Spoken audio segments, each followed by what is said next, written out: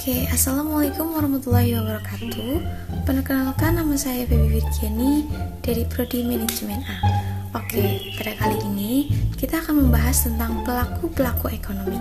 By the way, kalian udah tahu belum sih apa definisi dari pelaku-pelaku ekonomi? Oke, untuk pembahasan kita yang pertama yaitu definisi dari pelaku-pelaku ekonomi sendiri ya, dan juga perannya. Check it out.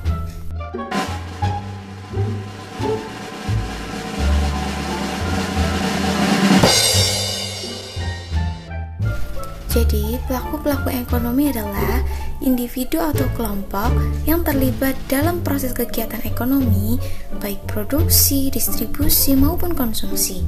Pelaku tersebut boleh perorangan maupun dalam bentuk organisasi pemerintah atau swasta. Oke, untuk pelaku-pelaku ekonomi sendiri terdiri atas rumah tangga, pemerintah, perusahaan, masyarakat, dan masih banyak lainnya ya. Kemudian, masing-masing pelaku ekonomi ini berperan penting dalam kelangsungan kegiatan ekonomi dalam suatu negara. Kemudian, peran pelaku ekonomi adalah sebagai penggerak ekonomi, baik produksi, distribusi, dan konsumsi, yang tujuannya itu untuk mewujudkan masyarakat yang sejahtera, adil, dan merata.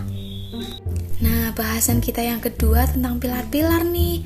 For your information ya, selain ada pilar kebangsaan dalam matkul pendidikan kewarganegaraan, di matkul perekonomian Indonesia ini juga ada pilar, tapi pilar penyangga ekonomi. Yuk kita bahas satu-satu. Oke, untuk pilar pertama yaitu BUMN, badan usaha yang didirikan oleh negara, di mana seluruh modalnya adalah milik negara ya, meliputi kebutuhan rutin seperti hutang, barang dan jasa, kemudian belanja pegawai, infrastruktur, sekolah, pembangunan daerah, dan operasional lainnya. Nah, dan untuk membiayai semua pengeluaran pemerintah perlu mendapatkan penerimaan, salah satunya dari BUMN ini. Oke, untuk pilar yang kedua yaitu BUMS ya, badan usaha yang didirikan dan dimodali oleh pihak swasta atau perorangan. Nah, tujuannya nih untuk memaksimalkan profit perusahaan itu sendiri. Nah, selain tujuan, tugas utamanya dari BUMS ini yaitu untuk menyediakan barang dan jasa yang dibutuhkan masyarakat melalui usaha komersial. Nah, untuk pilar yang ketiga ini tuh udah sangat familiar ya, yaitu koperasi, gerakan ekonomi masyarakat yang dijalankan berdasarkan asas kekeluargaan.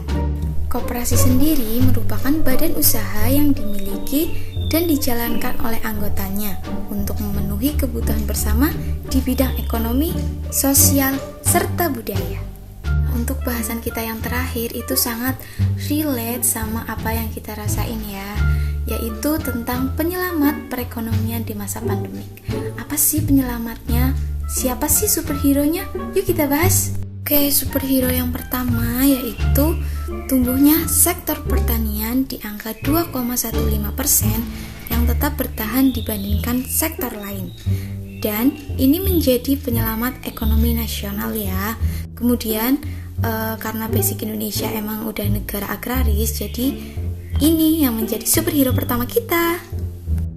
Oke, yang kedua superhero kita yaitu perusahaan perintis atau startup.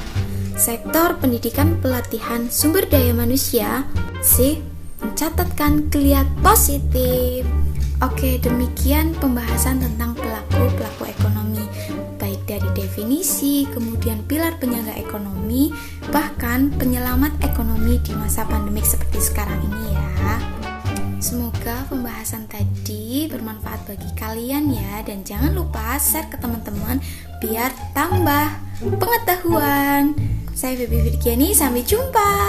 Terima kasih.